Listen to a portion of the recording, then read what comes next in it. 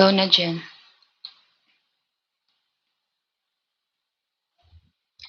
Okay, so good afternoon, everyone. So we are the fourth reporter for today, and we will be having the continuation of our topic for today.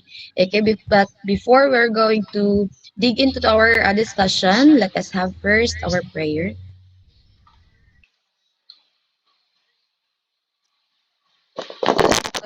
Let us put ourselves in the holy person of the Lord, as all say, in the name of the Father, of the Son, and of the Holy Spirit. Amen. Our Father, who art in heaven, hallowed be thy name, the kingdom come, thy will be done, on earth as it is in heaven. Give us this day our daily bread, and forgive us our sins, as we forgive those who sin against us. Do not bring us to the test, but deliver us from evil. Amen. In the name of the Father, of the Son, of the Holy Spirit. Amen.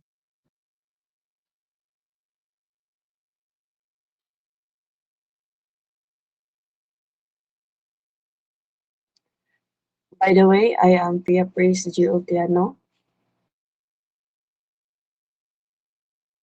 I am Jennifer Ainval. I am Rochelle Marie O. Obregon. And we are the group 4. So let's proceed to the class rules. First, English only policy or AOP.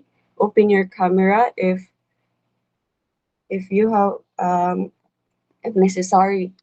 Turn off your mic if not called or acknowledged. Expect for surprise questions.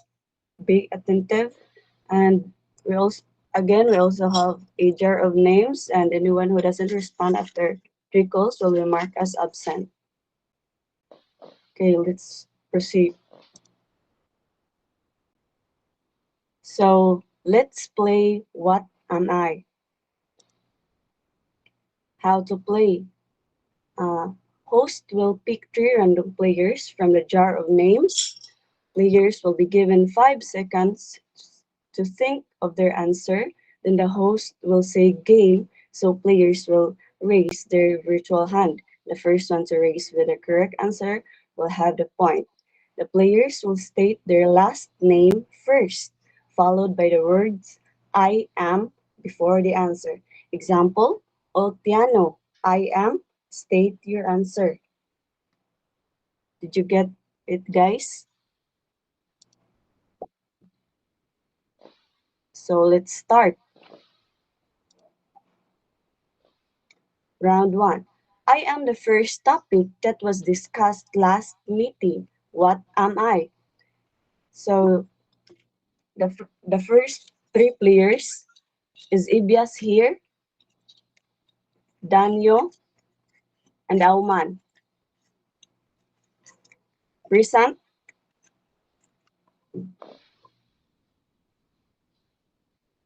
Miss Rochelle? Present or not? Ibias, Danyo, Auman. Elias is not around, and Neil is, I think she's here. Alright, let's have Hilig. So Hilig, Danyo, and Auman, I will give you 5 seconds to think about the answer. 5, 4, 3, 2, 1. Raise your hand button.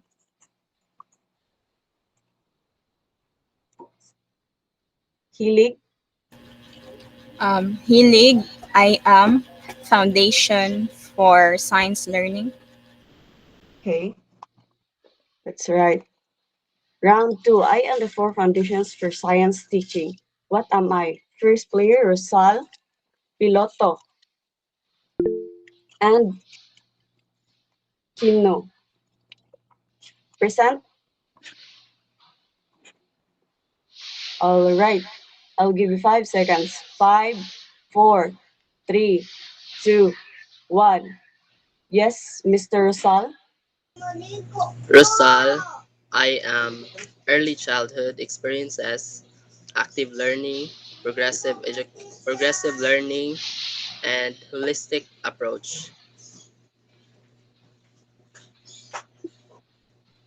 That's right. So, round 3. I am one of the aims of teaching science. What am I? Kimno Bisukatan, Villanosa. Present? All right, I will give you 5 seconds. Five, four, three, two, one. Yes, Miss Kimno?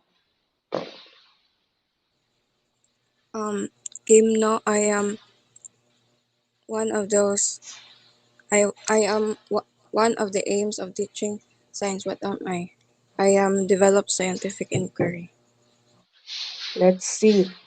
Is there developed scientific inquiry? Yes. So let's proceed to our next topic for today, the foundation of science and learning. So the foundation of science of learning starts at a very young age. It starts even before children go to school, and it has a goal of fostering their curiosity uh, about the world or the environment around them. So to achieve this, the uh, they have to um, they have to be encouraged, or they need to explore and an early exposure activities that will encourage them to explore and also to inquire. So the educators had an agreement that the preschool and the primary school are are the ideal like um, I, ideal like for introducing science, because as we all know, the children is born or naturally curious about the world around them, and they are also eager to learn. So that as early as infancy stage, so children start learning uh, based on their um, five basic senses. So they start learning science in simple ways. So what are the five basic senses, Miss Diada? All right. Am I audible? Yes. No. Okay. So the five senses are sight of hearing, um I no, the sense of hearing, the sight, the touch, the taste, and the smell. I think that's all. Yes, thank you. So as they grow old and learn to move, they will be able to discover things around them. So, what are their basic movements of infancy or a baby, Miss Diana?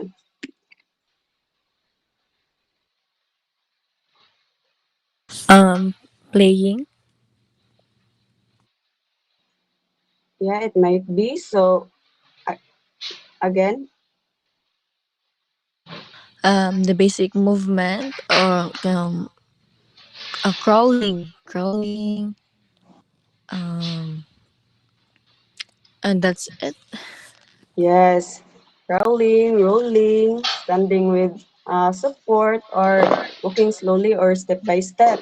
So, uh, in this stage, they also begin to understand basic concepts like shapes, time sequence, and feeling tired and sleep, and as well as the difference between feeling hungry and full. So, for example, you place your 1 year old a sister uh, on a play mat. So there she touched a soft red ball, and she is using her sense of touch to feel its texture and its weight. So when she shakes the ball, so she hears a rattling sound. So it engages her sense of hearing. So the next is She rolled the ball, and she noticed that when she rolls something, or when she rolled the ball, uh, it's it move away from her. So this simple action helps her understand uh, that the concept of cause and effect. So like if she push something or rule something, it will move.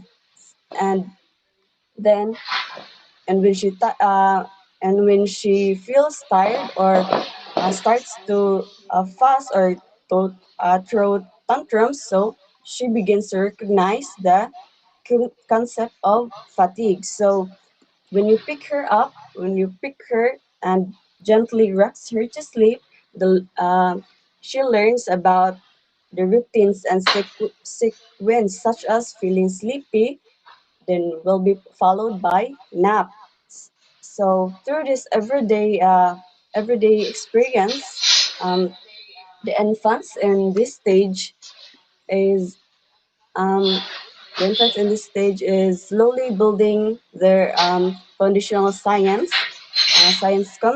concept by actively engaging with their environment and using their senses to explore and understand how the world around works them. So next is toddler. So on the other hand, toddler take this exploration further. So for instance, they when they play with about building blocks rather, they are learning building blocks building blocks. I mean, when they play building blocks, they are learning about balance and structure, which are one of the basic science concepts.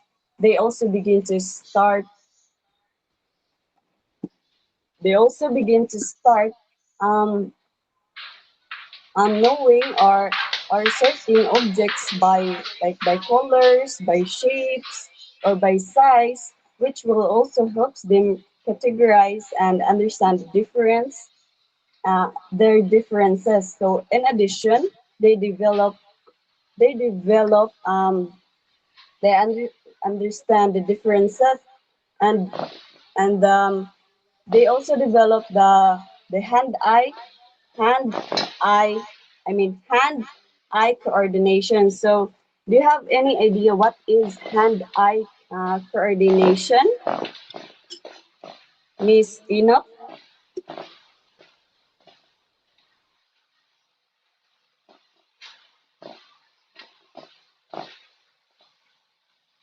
I guess Miss Enoch is not around. So let's have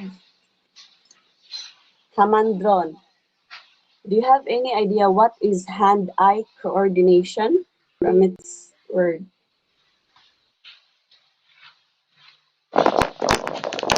Okay, someone I think raises their hand. So Miss Villasor. Hand-eye coordination, right? Yes. I think it is the ability to use your hands and eyes together while doing the things. Yes, that's right, exactly. So uh they so they that's one of the important skills they develop in toddler stage. They also hone their senses and also develop their fine and gross motor skills, which are needed for future learning, like in science or in math. So, what is a fine and gross motor skills, Miss Hamandron? come again, Tria. What is fine motor skills? I think it's about the using our small muscles to grasp object or holding something. Yes, that exactly. And how about the gross motor skills? Yes, Auman. The gross motor skills used for like the the bigger. What's the term? Like that You mean the large? yes, the large muscle. Yes, that's right, exactly. So let's move on to the third stage, which is the preschooler. So, as children reach preschool age, their curiosity continues to grow. So, at this time, the children learn how to apply basic concepts like collecting, and organizing. So, they also begin to use science concepts associated with numbers and also counting. And they also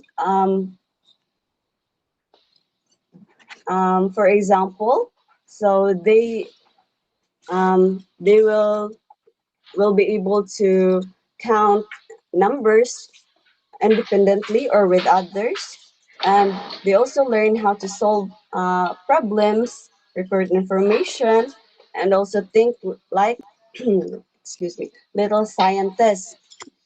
So these early experiences helps them lay the foundation for understanding more complex science concepts later on. So overall, early exposure to science will help children build important skills they will use in more complex ways as they grow. So let's move on to the next topic. Miss Rochelle, go ahead. Thank you, Miss Rhea. So once again, I am Rochelle Mary Obregon, your next supporter. So you guys are still there. Can you click the heart button if you are still listening on? Thank you. So I can see you guys are active. So how are science concept acquired? So science concept acquired by the children through their active involvement with their environment.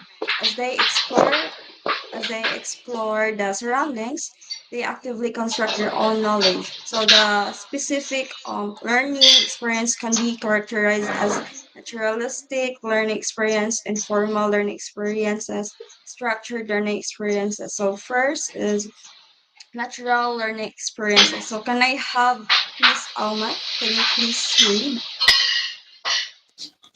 and The first one is naturalistic learning experiences. So these are activities spontaneously initiated by the children as they go about their daily lives. can you please explain your insight of Like, it? all right, so the naturalistic, as what I remember and as what my understanding about naturalistic is the discovery of the children, or their exploration about the nature. Okay, thank you, Miss Alman. So this type of learning happens in natural, in real life settings. So the focus is on learning through interactions with the environment, like exploring a garden or observing animals in nature without intervention. The adult, wherein the child can control his or her own activity and discover things and or idea by through real life interactions, explorations, hands-on activities. So this experience allow the children to learn, practice new skills using their senses. So those are touch, taste, smell, sight, hear. So the learners here using senses to interact the surroundings or environment to learn. So, for example, the children have abandoned his or her family in the park or garden. Then he saw a grass. So, out of the curiosity, the child touched the grass. So she or he feels the textures, the grass, or see I or she see or observe the colors and shapes of the flowers or trees. So this kind of sensory motor activities promote physical, cognitive, and sensory development in a natural way to support the child's learning through direct or meaningful experience. However, the intervention may only take if there's an obvious need to heal, help, and also the adults need to provide interest-rich environment for the child, as many things as possible for the child to touch, to taste, to smell, and hear. and the adults should observe the child's activity and being responsive of the child's, such as nodding, smiling, or to praise the child, so that the child will encourage to continue. So um for example, this is spoon. So for example, Melfi takes a spoon for the from the table and says, "This is big." And her mother will respond by saying yes or agree. So next is informal learning experiences, where is initiated by the adults as the child engage in naturalistic experiences. So the child chooses the activity and action, but the adults here intervene at the same point. So these experiences are not pre-planned, that allow young children to explore scientific concepts through play, curiosity, and discovery. So these experiences aren't usually guided by a formal lesson plan, or strict rules. So it happened in a way that they can feel like fun exploration, and the adults might take advantage of teachable moment to reinforce certain concepts. So for example, a child has a four balls with her, and her mom asks her to show how many fingers she needs to show. Then she actually showed three fingers, which is incorrect. So as an adult, you may correct her by pointing out another finger.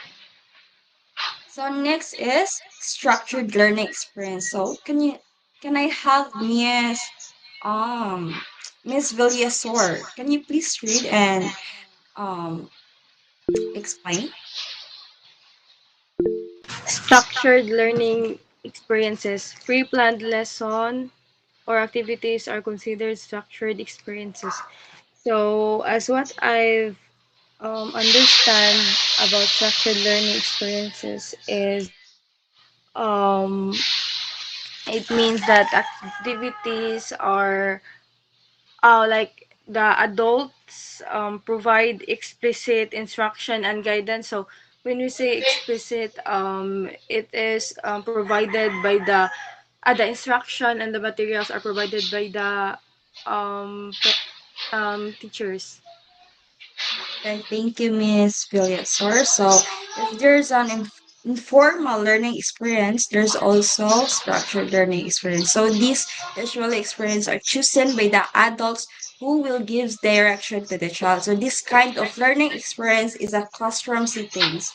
It composes of several key components such as lesson plan, learning objectives, teaching strategies, and assessment procedures. So each of it plays a crucial role in facilitating effective learning for learners. So, for example, the teacher will teach them how plant grow. So the teacher starts by explaining that plants grow from seeds and need to certain things to grow, such as sunlight, water, or soil, and so on. And after that, the teacher will give some activities that related of the topic. So this structured learning experience help the children to understand how plant growth in a clear step-by-step way, and guided by the teacher with the specific learning outcomes. So, what are the differences of each learning experience in terms of who controls the activity?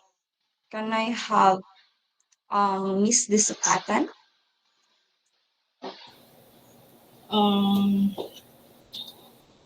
um, as what I have learned from your discussion, the difference between naturalistic, informal, and structured learning experiences is that naturalistic experience is at what you've discussed is um, it is the child or the one to control or plan their activity or the one to choose their own activity. Like for example, if they want to play a cooking game, so they will the one to plan what they want to do in their activity. Like they were the one they want to cook without intervention of the adult or the caregiver. While informal learning experiences is the child or the student can still plan or choose the activity, but then there's an intervention between the adult or the caregiver. Like for example, an activity where they will cut a cutting paper, and we all know that sharp objects like scissors, cutters, and a pointed pencil are dangerous or harmful from the children. So there's a tendency that the caregiver or the adults might intervene the activity to facilitate or support the child's activity. While structured learning experiences is the adults are the one to choose or plan the activity that is suited for the children. And that is the difference between naturalistic, informal, and structured learning experiences. So thank you, Miss Disakatan. So that's correct. So now I will pass the virtual floor to Miss Novel. Thank you. Okay, so thank you so much, Miss Desakatan, for differentiating the difference between the naturalistic, informal, and structured learning experiences. So now let us proceed to our next topic, which is the next the slide. Okay, so the lesson two, designing an instruction for young children. So what is your idea about this topic? May I have Ibale? Is she around? I think she's not yet around. Let's just call another one. Rosel. Rosel, I believe you are here. So what is your idea about designing an instruction for young children? Miss Ella Rosel. Okay, last call, Miss Ella Rosel. Okay, let's just have Lauron. Christina, what is your idea about this topic, designing an instruction for young children? Hello, good morning. Okay, good Am I morning. audible? Yes, you are. So, designing an instruction for young children, I think it's all about creating, engaging, playful, and developmental appropriate learning experiences. Okay, you get it right. So, till the next slide, please. So, designing an instruction for young children, as what Lauren said, it is creating and engaging learning experiences of the children. So this is a systematic process of creating learning experiences that are EEE. So what is EEE? Do you have any idea what is EEE? What is the meaning of that free letter E? Let us have Virana.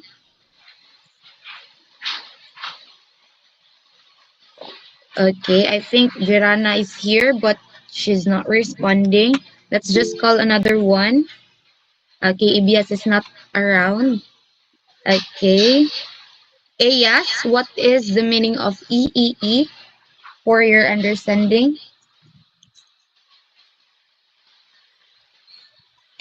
Okay. So now, since no one get okay, let's just have Fuentes. What is your idea about the meaning of EEE? Is it essential early education? Okay. I get your point, but the meaning of EEE in designing an instruction for young children, this is the effective, efficient, and engaging. So when designing an instructions for young children, it should have to be efficient, effective, and engaging.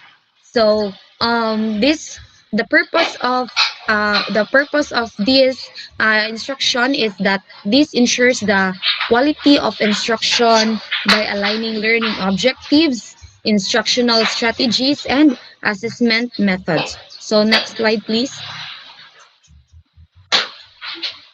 Okay, so when designing an instruction for young children, it has key components that will be guided.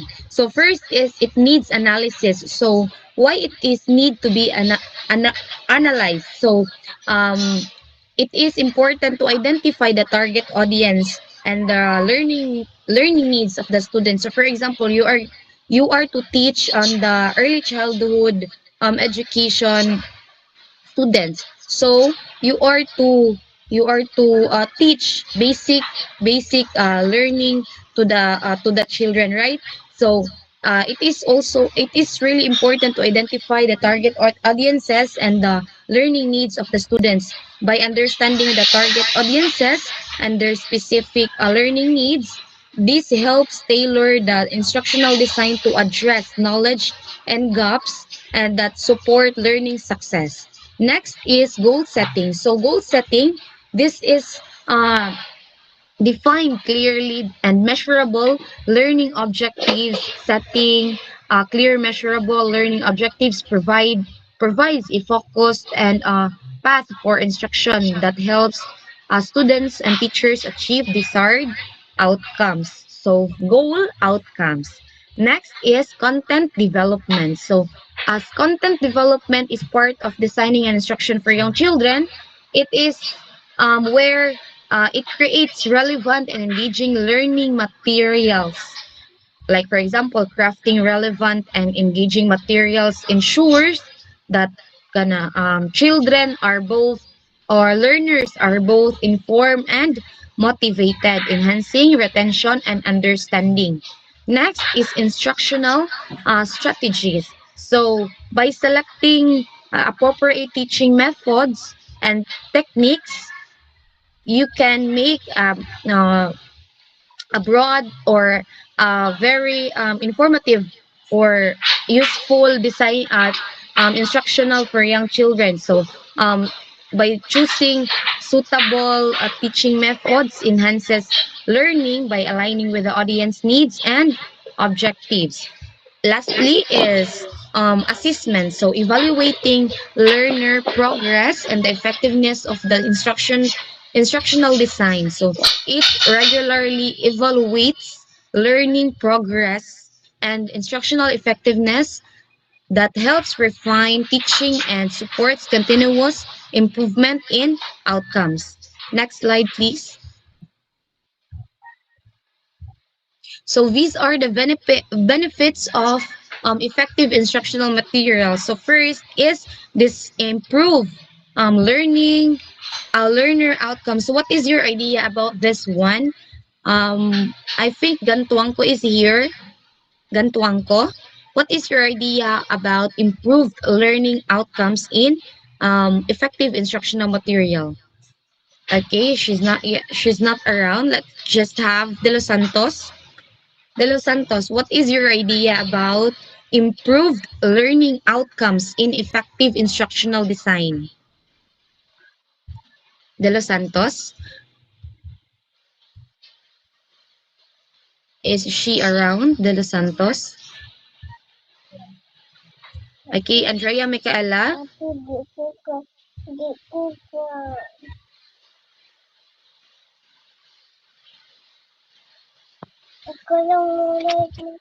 Okay. Okay, let's just have Unduna. Unduna, Ninia. Okay, Josa Dorotayo. So what is your idea about improved learning outcomes in effective instructional design? So for my own idea, improve learning outcomes means that the outcomes must be beneficial to the children since we are trying to give them the best possible instructional design. So the the what do you mean by this? It should be aligned to their development and the benefits or the learning that they may going to acquire to that particular design that you are going to create. Okay, thank you so much. You got your point. So in short, it is a well-structured, right? So it is a well-structured instructional design that helps students grasp concepts more effectively, leading to better academic performance and skill acquisition. Next is increased student engagement. So, well-designed lessons hold students' attention and foster active participation, which support deeper learning experiences and understanding. Next is enhanced teacher effectiveness. So why is it this part of the benefit of effective instructional materials? Because um, this part is the instructional design. This improves the teachers with clear strategies and resources that makes it easier to deliver lessons effectively and adapt to diverse learning needs of the students. Next is efficient use of resource. So, why is this part of the benefits of effective instructional designs? It's because the resources was organized and the content and materials through uh, thoughtfully. So instructional designs, this helps the teachers also to make the most of available time and resource, reducing waste of streamlining learning activities. So as what I have discussed earlier, the designing an instruction for young children. So to sum up, this instructional design is a crucial aspect of effective teaching and learning. It's because it follows the principles of instructional design that educators can create learning experiences that are tailored to the needs of the students and the learners. So this leads to improve students' achievement and increased motivation and positive environment. Okay, positive learning environment. Okay, let's just have the next reporter. Our presenter. Let's have Fea Altiano to deliver her report.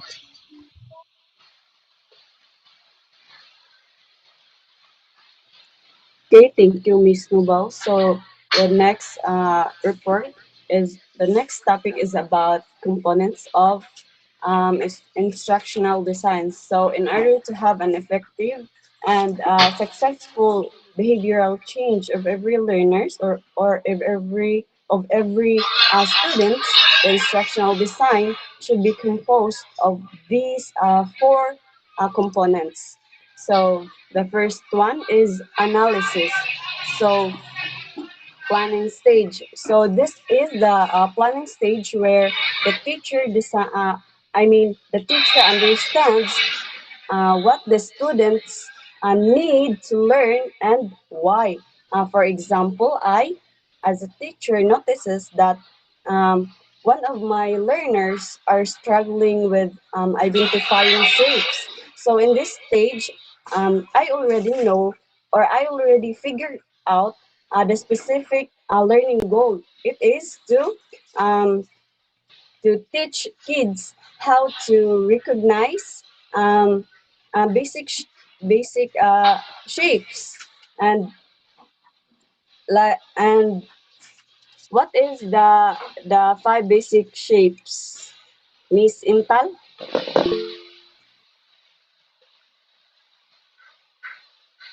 What is your question, Miss Otiano? Uh, what are the five basic shapes?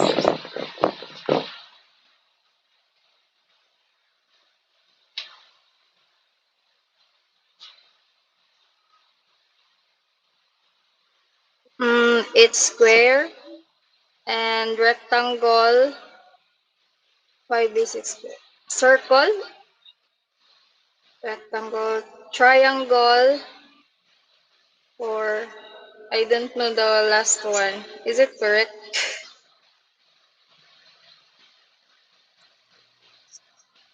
Right, so let's have Miss Auman.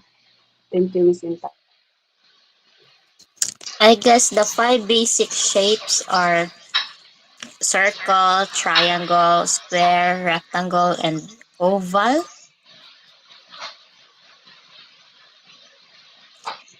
What? Is it correct or Okay, let's have Miss Fuentes. Is it the circle, square, triangle, rectangle, and the star? Yes, that's right. Thank you, Miss Fuentes. The trivia, thank you. So again, in this stage, so I already figured out the specific learning goal with it, which is to teach the children and identifying the basic shapes. So as a teacher, I will also decide on how to on how the learners, or I mean how the lessons will be delivered to the students, if it will be in a through hands-on activities or interactive games. So next is design and development. It includes all the actual design. So this second stage is a creative phase where acknowledge Miss Nonato. So let's continue. So the second one. So this is a creative phase where lessons are built and and also the materials are um, prepared. So for instance, so my goal as a teacher is to teach shapes. So I will design an activities um, such as shape blocks, or let the my learners draw shapes on the paper, or showing slides or flashcards of of the basic shapes. So in that case, I will carefully plan how to guide my learners, my students, through the learning process. Like for example, I could be I could let them, rather I could let them um, do a shape hunt in the classroom, or just using storytelling to introduce the basic shapes or and their differences. So the next topic is evaluation. So Miss Harina, do you have idea about this one?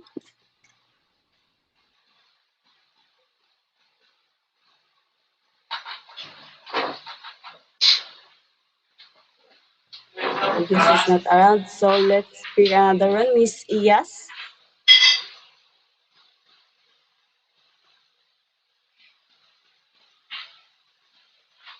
Right, that's your first call, the preview. The let's have um Virana,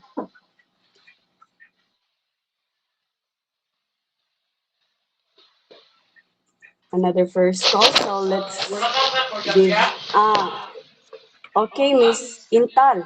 What is your idea about this one? The third For me, stage.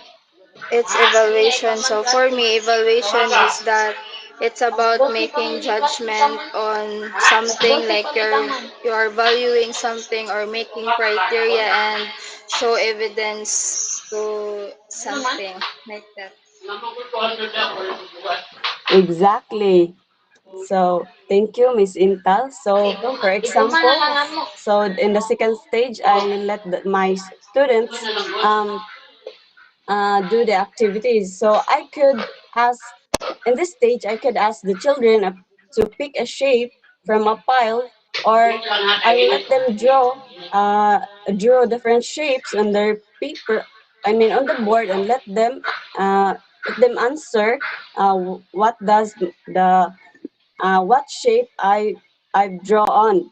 So let's move to the next topic. So teacher as an instructional designer. So as an instructional designer, a teacher's job is to plan and create learning materials that help the students gain new knowledge and skills. So this involves understanding what the students already know and what they need to learn. Then I will develop a lessons and activities and also handouts that meet those specific needs.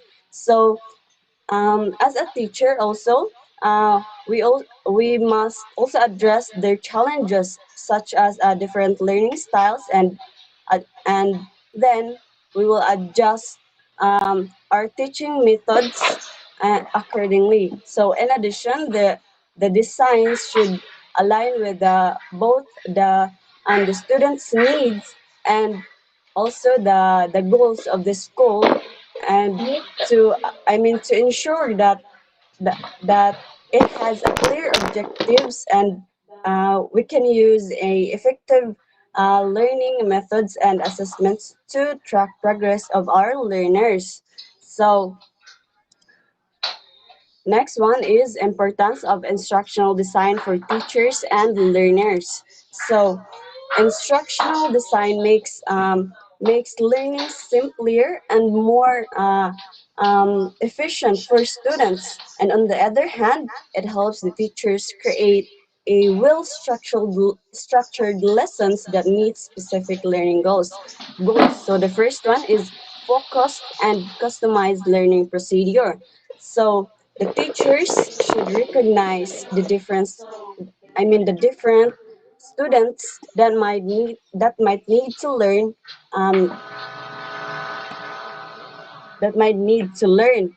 So, for example, in preschool class, some children may struggle with recognizing letters, while others already excel on those. So, I as a I as a teacher can design a or will tailor an activities to teach each group, like using letter matching games for beginners and word building exercises for more advanced learners. So this will ensure that all students are engaged and learning at their own pace. So next one is foster participation and interaction among learners. So it uses interactive methods that encourage kids to actively involve. So for instance, a teacher might design a group activity where children work together to solve a puzzle or to complete a science experiment, like planting seeds and then observing their growth. So this hands-on approach not only teachers not only teaches the lesson but also encourages teamwork and also active experiment. So the third one is results driven. So instructional designs sets clear and measurable goals for students to achieve. So for instance, a teacher might set the goal for children to identify the name of at least five colors by the end of the lesson. So we can use the activities like color sorting or drawing with colored crayons, so it can directly aim at the objective, which is and and also and I will easily access whether my students have met this objective or goal. So next one is consistency.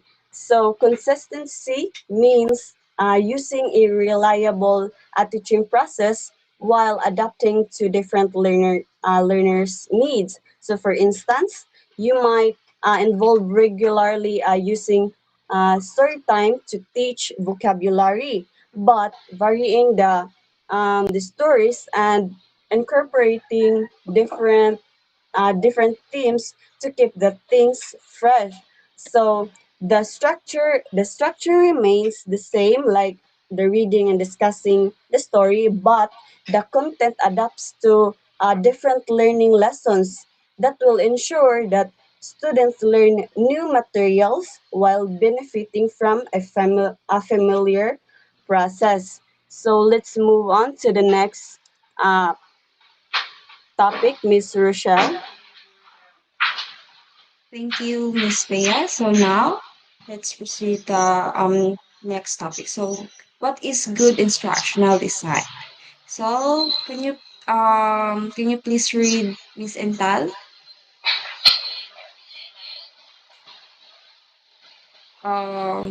Miss Lauren? Good, Okay, okay, sorry. Okay. good instructional design. Instructional design is a systematic approach wherein the teachers do the preparation for the children to have a good learning experience.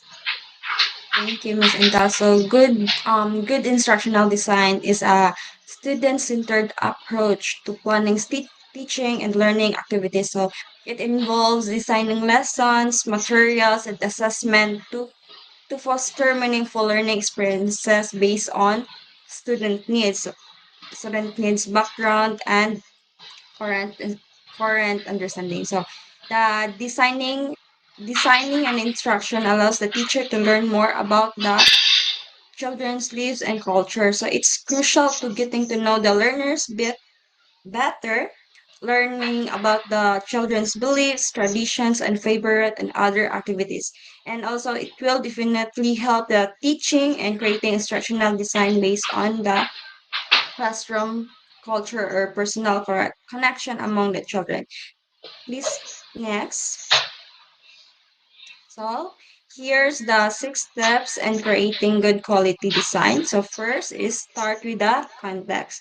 So context is how us give including our students starts with their lives and what are their experience are their either are they are most authentic thing in the classroom. So this means learning about what's going on the students lives at school and how they feel about their children, uh, I mean classmates and the classroom and the school rules. So teachers need to understand the kids' experience so they can make lessons more comfortable and relatable for everyone. So this context will enable the teacher to design instruction based on what they needed by the children in order to acquire knowledge.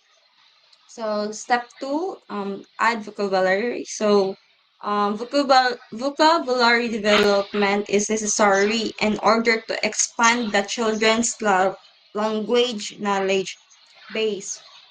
So learning new word is so very important because it's help children talk about what they see and feel. So young learners are still building their vocabulary and so teachers need to introduce words and in a fun way and use them often to the kids can learn them naturally. So for example, the topic is weather, so the teacher could introduce words like rainy, sunny, cloudy, and windy. So during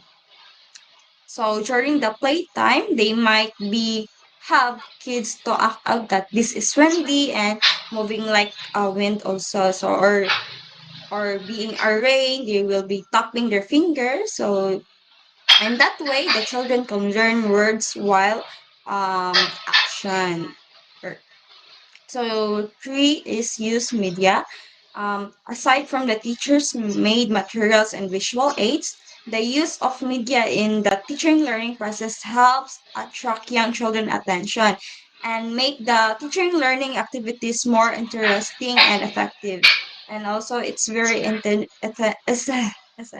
sorry, essential for the teachers to be technology oriented.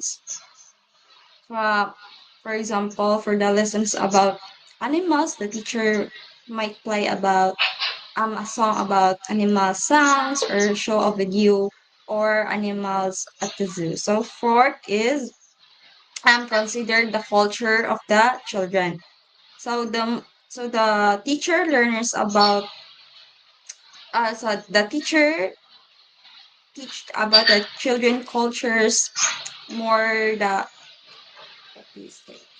Um the easier for him or her to create instructional design. So this will include about the language, the cultures, or the values and family. environment or the home environment of the child. So the knowledge, so this will help the designer to support the children in terms of learning needs and activities to facilitate it in the teaching learning process, which is to involve their interaction with one another. So next is present grammar deductively. So the deductive approach to grammar means that the teacher first gives the children a simple rule, then shows some examples, and finally let the children try themselves. So this approach work well with young children who benefit from clear, structured introduction to new language ideas. So this approach is presenting you, or this stuff is a presenting you content in a teacher centered. So the deductive approach is appropriate to be used by the teachers who are teaching younger or who need be clear base from which they begin with language. So six is say synthesis. So synthesis is the final step where everything come together. It means combining all the steps such as vocabulary, media, culture, grammar, and so on to create a complete, engaging, and well-rounded instructional design. So so synthesis makes sure that each part of the lessons connects and make it easier for preschoolers to learn and enjoy the process. So that's all the six steps to good quality instructional design for young children. So I have a question. Sorry. So can I have Miss Dorotayo? Are you there? For you, why the six steps, why this is important, these six steps to have a good quality instructional design for young children. Um, uh, Wait. So the six steps, in order for us to give the good quality design for young children, means that it is very important, really, that we need to consider that five steps in order for us to give them the best possible, uh, what do they call this? Best possible approach or learning learning design that we might incorporate in our teaching with children, since children are diverse, so we must cater them according to their like interests, their capabilities and their strengths. So I guess I do have a point. Thank you, Mr. Tayo. Now we'll pass the virtual part to Miss Naval. Okay, so thank you so much, everyone. So this ends our session and this ends our topic, our discussion. We hope everyone understood our topic, and thank you so much for listening.